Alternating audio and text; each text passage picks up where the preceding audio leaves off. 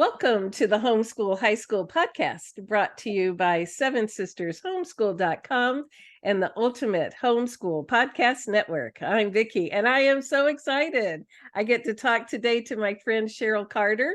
It is so cool to see you. Of course, y'all can't see her right now, but I get to see her on our Zoom channel here. So we are going to talk today about college prep-ish kind of ideas. But first, I want to just let Cheryl tell a little bit about herself. So Cheryl has a wonderful, wonderful website called Collegiate Learning with courses and curriculum resources. So Cheryl, tell us a little bit about you and what you got there. Okay, well, all right. So before I say all my profession, let me just say personally, I'm a homeschooling mom. Yes. I'm a homeschooling mom of 5. And husband and I have been married for a while. So just so you know, some of you listening, when you hear my stories, we have what we call family A and family B. So there's a 15-year gap between our 3 older kids and my twin 13-year-olds. That is a cool story. I didn't realize that. Yeah. Oh my So people goodness. always say, "Oh, wait a minute, you guys are." So been homeschooling for a long time, and one of the things when I started homeschooling, what I do, I have Collegiate Learning, which is it is a company. I like to think of it as a ministry because I like to help people and provide things that you can't just generally find with homeschooling. So if you look at my writing curriculum, it's basically really easy. As a matter of fact, somebody said, "Oh, is it okay if I say your writing curriculum is like a writing curriculum for dummies?" So I said, "Well, it's not dummies, but I think the concept that's really easy." So, like, if you have a struggling writer, reluctant writers, special needs writers, those are the ones. And yet, at the same time, if you have kids who are just stuck in the, I just have to follow convention, but I want to do my own thing. They take it and run and thrive. So I have written a few books. So I've been like Christian creative writing curriculum because there was nothing for creative writing for Christians. Yes. And so we have that. I have my writing books that I can't hold up right now, but Yeah. what's done in my house and I can't find them. So this is honestly. And so they have a few books. I have classes. I have classes on our school as well as my own collegiate learning classes. And our website is learn4 college.com. But I'm sure you'll have everything in there. Yeah. But Yeah. so We'll have links to everything there. Yeah. Yeah, I I know. have tons of stuff. So I also have Yeah. for the college prep, anyone who might be interested, who might be doing co-op, a curriculum I wrote a few years ago. I did it with my co-op students for a long time on how to prepare. So 7th, 8th, 9th grade, your kids for college. Because sometimes we just assume the kids are going to come along with us and they don't really know what they have to do and what it entails to get that, what I call a homeschool advantage. Yes, yes. And sometimes kids don't know that they're college material, and they might have the dream that they're college material, but they don't really believe it. So I was thinking as we were getting ready to talk today, we have share a really good friend whose family is from Guatemala. And so, they're growing up kind of getting used to the States. And so the oldest son was getting ready to graduate high school. He's just struggling through high school, and he just didn't think he could go to college because he didn't think he could write well enough. And so our friend was telling me Cheryl changed his life. She worked with him. So tell his story a little bit. Okay, well, it's interesting. I'm gonna call him, I can't think of Sam. So Sam was like so many other students. It wasn't just that he thought he couldn't write. He thought he wasn't college material. He said, "I don't think like college." It was the whole thing. And he had even taken moms, because some of you may be taking some special needs courses and had assessments. But when he came to work with came to work with me, he took my college prep writing class. And in that class, I prepared them for college. I prepared students for college writing. And along the way, it wasn't just giving them writing. But one of the things I always tell students, actually I tell adults this too, because I forgot to mention one of the other things is that I also am a college professor. So like I don't have enough to Yes. do, I'm also a college Yeah, professor. So yeah, yeah. We didn't mention that up front, but yes, I this know this I'm girl's a a college college professor. professor. I'm Yes. a college professor, so I teach English at the college level. But one of the things that when I was working with him, that I showed him, I said, and I tell my students all the time, writing is just simply thinking on paper. Everybody could think. Mm, It's mm, just the way your thoughts, it's just making your thoughts coherent, understandable, and organized, um, and creative enough that people want to be interested in it. And that's what I did with him. I took his writing, instead of just saying, this is wrong, this is wrong, this is wrong, I showed him like, these are the strengths of your writing. This is the way you think this way in a clear way. You think in a very organized way. So because of that, this is the way you think. This is the kind of errors that you make. So we're going to fix these errors. And by the way, that mm, is the same. Writing should really be an individual way to teach. And one of the things that I've mm, often said is that sometimes people make writing so boring and so flat mm, that mm, it's really hard to help special needs students or anyone else. Because I also mm, encourage, there's moms here who should be writing books, listening. They mm, should be writing books. And they think, I can't write a book until I understand grammar completely. Or I mm. can't write a book until my kids grow up. That's a lie too, ladies. Or I can't do whatever. But all of us make mistakes in our writing. The key is to hone in on those mistakes. It's kind of like growing as a Christian. Um, Mhm, as a Christian, when I look at it, I'm a believer, so I do come from that. That's my mhm, that's mhm, my locus of focus all the time, even if I'm teaching in a secular mhm, university. Um, I am different today than I was yesterday. And I should be mhm, different tomorrow. I should be growing in my relationship to be transformed, to be more like Christ. So I do, mhm, it's what I believe. And I know you may have other mhm, listeners may think different mhm, things. mhm, Um, and so it's the same with your writing. Like if you look at your writing, you should be growing every point. Even when I write something, I send it out to my editor. I tell my editor, I said, can you check for, it's like usually 3 or 4 things that I tell them to check for, because I know I'm prone to make those mistakes. mhm, However, I'm not sending the same email that I was sending 2 years ago because I've worked on those. Now I'm making different mistakes, but I'm becoming a mhm. better writer.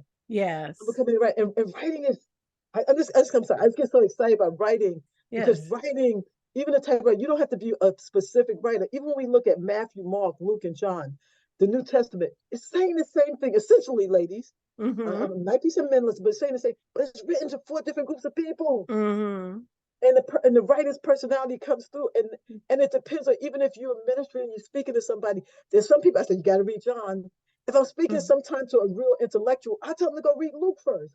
I've mhm, ministered to people in the university, and if I tell them to read John, they won't go John first. But if mhm, because I could send them to Luke. If I'm speaking to someone who's just like, I want results, I just want results, I'm gonna tell them to go read Mark first, because Mark is like, mhm, let's do it. And mhm. then there was, okay, and I'm gonna be quiet because I know I'm gonna talk too No, you're much. good. You're good. You're Okay. good. So anyway, so that's what I'm saying. So writing, it really is individual, and I take all kinds of kids and work with them, and I've worked with adults too. And my goal is, to be frank with you, is to have kids dangerous for college, like dangerous, like even if they don't go to a Christian university, they should walk into that classroom, and the teacher should be afraid. They should write so well. My son, quick story. My son, who is my oldest now, so he's Um, 31, 32. I'm sorry, I that's forget wild, the, isn't it? When they're yeah, like, yeah, wait, how'd they get yeah, that old? yeah, yeah. And he just got his PhD. So yeah, Congratulations. yeah. So he got his PhD. But anyway, I remember when he was a freshman, he went to a secular university and he Mhm, had to take science and he had to take evolution. mhm, And he said, well, he had to take it. mhm, And he ended up in the class getting an A, even though he wrote a paper that the professor said to him. He said, the way you wrote, I'm tempted to believe what you say is so correct, because he cited things scientifically. He used uh-huh, the Bible, but he used it in a way that was, he knew how to cite it, and in a way that made the professor say, oh, I got to pay attention to this. He used mhm, it, and that's what we have to do. We don't have to fear college. Our students could go to college and be the change agents. They mhm, really, really need to go in all the spheres. That's just my personal. They need to go to every sphere of society and be the mhm, change agent. Even the young man I was saying before, Sam. Sam is actually going. into entrepreneurship, and he's won several Mhm. awards. He's won Mhm. several writing awards. Just taking my class. He's Yeah. doing like all these amazing things. I had a student, she was an adult, well, of course she's an adult, but she went to Mhm. graduate school, and she wrote me and she said, I just want you to know I just finished writing my dissertation, her master's dissertation. She said, I thought, I hadn't spoken to her for years, and she said, I thought of you, she said, because what you taught me I used to write my dissertation. She said years later she remembered that, and that just blessed me. So I just Mhm. think writing is something that it's a life skill. Yeah. It's a life Yeah. skill, and we all should be mastering it. But did I What answer the question? Yeah, yeah. It's what, and what with Sam, we found out is that Sam needed to know that he could write, and you helped him believe in that. And you gave him some ways to look at writing that helped him empowered to write at a college level. And, as an entrepreneur, he has to be able to write copy and ads and business plans and all that. And he is at a no nonsense university. So he's at, I think, American University. So He yeah, is. He is. he needed those writing skills. What are some things you teach your students that they learn to write and believe in themselves and can write persuasively in the classroom there? Well, the first thing I teach students is like the first thing I said is that writing is thinking. So there's no such everybody can think. There's Mm, no such thing as you can't write. yeah. There's no such thing. Even when I start, and some parents when your kids were first when they were really young, although I know I do primarily work, yes, with middle school and high school. Hmm. But even when your kids first started, if anybody, they would tell a story and I would just write it down. Hmm. I would just write down. And you can do that, by the way, even if you have a reluctant high school writer, let Hmm. them sit down with you and tell the story and write it down, or Hmm. speak it into a Google Doc. Google Docs Absolutely. with the vibe, and then let them go Hmm. in and change it. So the Hmm. first thing is to know that to give them permission to think. Sometimes we Yeah. say you have to write a certain way. Give them Yeah. permission to think, and then to let them know that everybody thinks, everybody has an opinion. Validate their Mm, opinion also. Sometimes mm, we're so busy, particularly in the mm. homeschool. I've done it myself, so ladies, I've done it myself. I'm so busy correcting the kids, or I want them to do something. I don't Yeah. necessarily stop and listen. That sometimes we're not even saying the same. We're not saying something different. We're just saying it in a different way. Yes. We're saying it in a different way. So like, and I can say this from teaching boys and girls, and not to fall into any kind of stereotypes, but sometimes when I'm teaching boys, they tend to be very literal, and so Mm. they write one sentence, and you say, well, okay, we got to expand that. What are some ways that Yeah. we can expand that sentence? Well, Yeah. what else do you think about? Like just talking them through that process, that you're Hmm. teaching them to talk that way in their head, so they know that they could write a little bit more. Hmm. And then I've worked with other writers. They write a whole page, but they said nothing. Yeah. I have to go back and say, well, what's the most important thing that you said? Let's circle the most important things that you said, Hmm. validating what they said, but Hmm. taking those points and going point by point of what they have to do. So just tell them that what they think is important and validating even their worldview. Your kids are going to think differently. Yeah. And I say this. Sometimes we get afraid. We think, oh, my kids are getting older. They're thinking different. You want them to think. Hmm.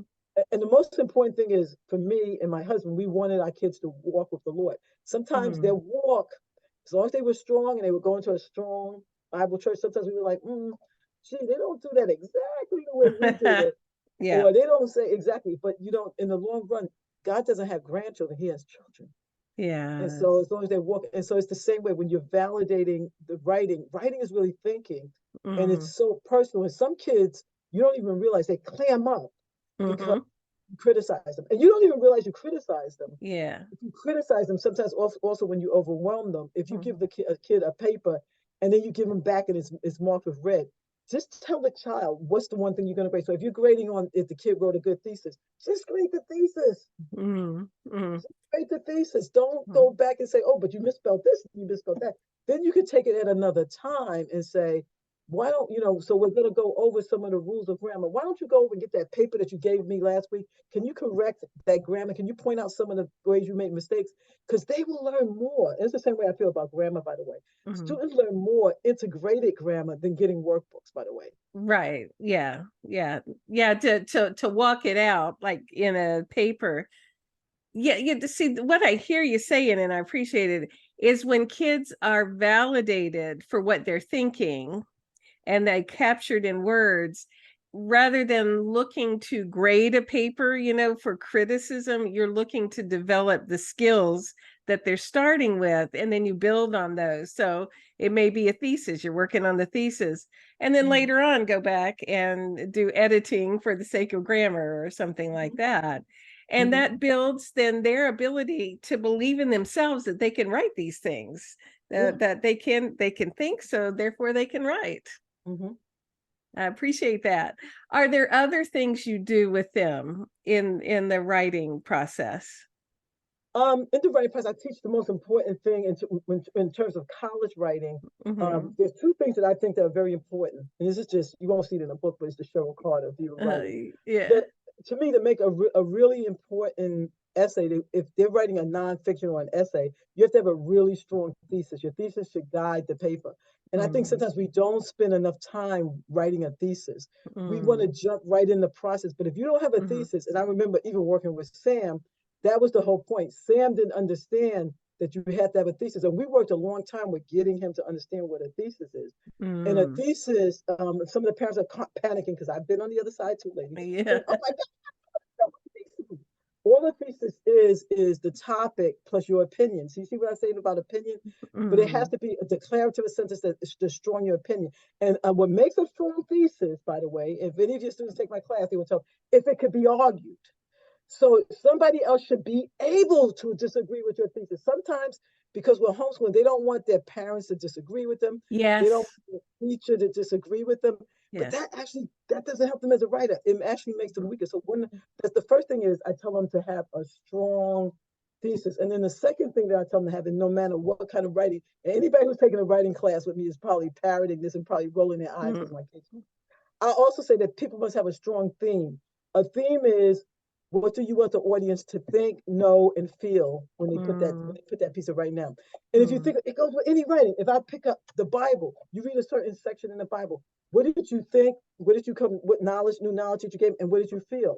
Because that's what we do in writing. We pick up a novel. What did you think, know, and feel when you put down that novel? Short story, an essay, even a small book like a Dr. Seuss book. What did you think, know, and feel? And so those are the two things that I work on. And I work with, giving different things and building that up. But those are the two probably most basic things that if you started doing that, you would see a big difference in your students' papers. So that's one of the things that I do. With my college students, and I mean college, I do mean my homeschool students who I know want to go to college. Yeah.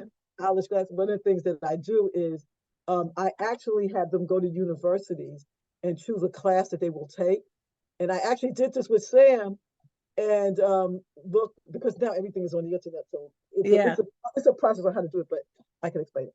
But it would just be long to explain. But I had them actually go and say, okay, so if you were writing a class for Business 101, what would you write?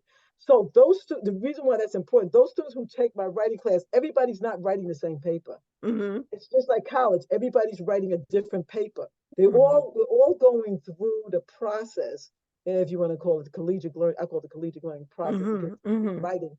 But everyone's going to write something different. So somebody who's going to major in business is going to write something different. Somebody who's going to major in medicine is writing something different. Someone who's creating, for those who are, they might have some parents who kids are creative writers, but they have to do, that's kind of competitive. So they have to do a whole writing portfolio. They're going to approach it differently. So we're all doing it differently, but I have them go into their college, their major, their interest, and that's what I build up on.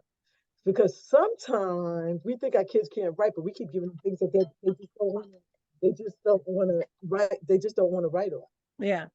Yeah. And if it's a meaningful topic, they have some kind of interest or opinion, it does help. I can understand that a lot. Yes. So, yeah. And that's the beautiful thing about helping young people find out that one, they can write, and then some tools for success is then you've set them free for a lifetime of communication skills that are going to work for them. And especially our kids who want to go to college, they just need to be able to go in there ready to write. So it's important. And I've helped, besides saying, I've helped a lot of different kids. I've even helped low income kids who thought, and I hate to say low income, but kids who other people just wrote them off and say, oh, they're not going to do well. I've Mm, stepped in and helped them write. I've helped them get college credit before they even go to school, because there's ways mm, to do that. Very economical. mm, I know this is not the podcast for that, but there's ways to do mhm, that. And so it's just important that all students understand that there's something that they can do. And if your kids are set for college, I do feel strongly. I know not you're right, not mm, everybody's going to, but we our mhm. kids should be making a difference. We didn't homeschool them Yeah, to pull them back, to just yeah, kind of hide them, to hide the light under the bushel. They yeah. should be the ones going out in the world. When I look at my older ones, the three older ones who are launched in, they're Mhm, doing very significant things in the world mm, now that, mm, I look back and say, oh wow, like, God, thank you for giving me the privilege to homeschool them, because now yeah, I can hardly catch up with them. But yeah. I think that's the way we need to think. Mm, Um, mm. and we need to think of that with we need to think of that with all kids. I was recently quoted in a book that is the only book on African American, the only scholarly book. Let me change that. The Uh-huh. only scholarly book on African What? Americans in homeschooling. So it is the only scholarly book on African Americans in homeschooling. It's by Dr. Um, uh, Khadijah Ali Coleman Uh-huh. and Dr. Cheryl Fields. And I'm one of the people in the book that most of the other people are PhDs, but they actually have a chapter on me, scholarly chapter. Uh, And one of the things, my chapter, it was a secular book, and this is why my chapter was homeschooling, my protest and prayer. And in it, I make the secular book, ladies, secular book, doing really well. But in the point, I made the point that, and I pulled up stories of students that I've helped, mm-hmm, African American students, mm-hmm, Black students, to get them how they overcame the odds to go to different colleges, mm-hmm, and that even in itself becomes that's the, even that education even becomes in itself somewhat of a that's what hence the chapter, my private protest of helping students who you wrote off, who said couldn't do anything. Yeah. This is how I came along and helped them, and so many Mm-hmm. of them I'm seeing make changes and going Yeah. forth. And To so watch them be able to fulfill who God made them to be. So yeah, what do you remember the name of the book? What's the I sitting here. It's you, I have to give it to you. you got you got It's to send African it to me. I'll American. put the It's links a in the Black show notes. African Like American. It's the only scholarly book. I know a few people that I feel funny saying that's the only book on Black homeschool. I said I know, because no, a but it's only scholarly it's book is different. the But I want scholarly to get a book, so it's copy. used right. So it's used in it's very expensive, which is one Yeah. of the reasons I don't have the book right here. Oh, I probably should have said that. Yeah. But anyway, it's so it's by other scholars. I'm just one of these Yeah, scholars, you were just that and you're I one of the and people. but I do present, and I don't. Uh-huh. I'm not ashamed. I do honestly present my Christian, the same way I tell other Mm-hmm. students. I Mm-hmm. present my Christian worldview, Mm-hmm. what I'm doing. And here's the thing. They could nobody could write me off, and I've been in other places speaking, and there are other people with Mm-hmm. PhDs and stuff like that. I present my information, and I am part, because there's a chapter that's where they have some things like just practical. I am right there in that scholarly research, and no matter what, I really believe when people are in school and they start studying homeschooling, and they're studying Mm-hmm. Black homeschooling. I think it's called Black homeschooling in America, but I will Uh-huh. send you the link there. So it'll be in the show Yeah. notes. Yes, yes, yes.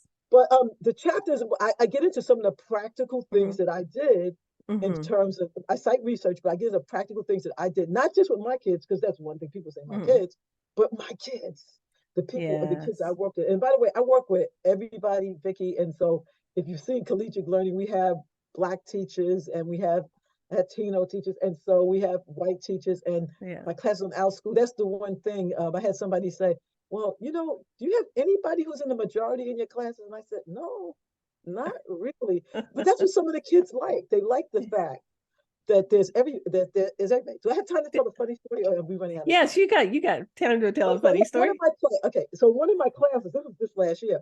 I have a class that I do, primarily all the students in it are Black. And the class was started actually for Black students, in all Uh-huh. honesty. But there was a student, there was a mom that came and she said, she happened to be white, and she said, oh, but I want my daughter to really take your class. So I said, you sure? Yeah, I'm just honest, candid. I said, Yeah. she's going to be the only white one in the class. Yeah. And she said, no, I really wanted to take the class. So she insisted she took the class. No problem. So we came around. So during Black History Month, one of the things that I do is I have the kids interview the oldest member of their family or find the oldest member of the community they can find. And then they have to interview somebody famous. And we write, it's a whole conglomerate Mm. thing. But anyway, so this kid who's the only white one, I said, you have to find somebody famous black to find. Do you know? She said she was in a small town. I think she's in, I don't want to say the state because I don't want to be offensive. But it Yeah. was a small state where she said that there were that many black people around. So she said, actually said, yeah, my mom took me to Walmart, and she said there's this older lady in Walmart. Said I went up, she interviewed her, and I said, really? And she said, I learned so much about her. And they became friends, but it gets better. So then I had the kids. They also had to find somebody famous Mhm. and interview. And so she said, do you know? There's a famous. She told me on cable. There's a famous person that works with animals that was a Black American who I didn't even know about, and she wrote about them, and the kids just had such fun, and and for me, the reason I mentioned that story is in Mhm. my head, I'm always telling people think free and think. Mhm. In my head, I saw it being it was not a limitation in class for her, and it was a Yeah. blessing for all the other kids. Because she actually went to the extra mile and she learned things because of Mhm. who she is. Remember, I said thinking. We all come in Mhm. a different perspective. So because of her Mhm. perspective, she asked questions I never would have asked. Yeah. Never Yeah. would have asked. Some of it is I would assume Mhm. because she just knew questions she asked this lady in Walmart that never would Yeah. have asked. And I would have even thought the lady may have gotten offended, but I guess because she was a little girl, she Yeah. didn't get offended. And so Yeah. anyway, so I say that to say my classes are for everybody, but I do Yeah. have specialty classes for the people, and I have classes that are ongoing. Mhm. And so yeah, so Yeah. hopefully you'll take a class, buy one of my books. My books, Collegiate Learning. So We'll put all the links in the show notes.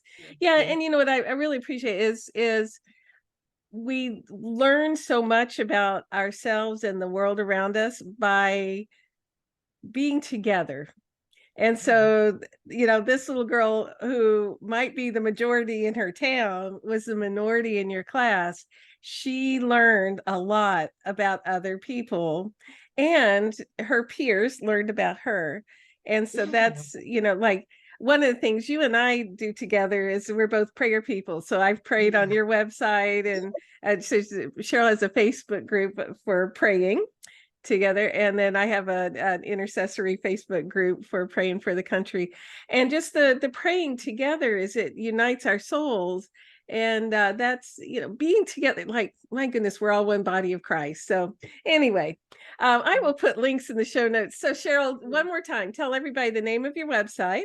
Oh, sure. So it's Yeah. learn for the number four college.com. If you go there, you email me. If you forget anything, you can email me there.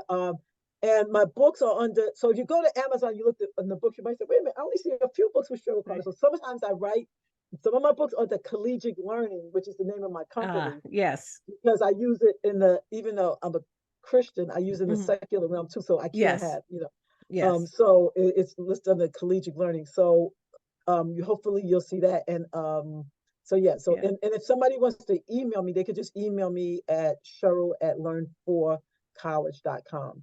And like I Perfect. said, we have classes all the time. My classes are coming up. And also, Mhm. if you look at Cheryl Carter Creative Classroom, I have it on OutSchool.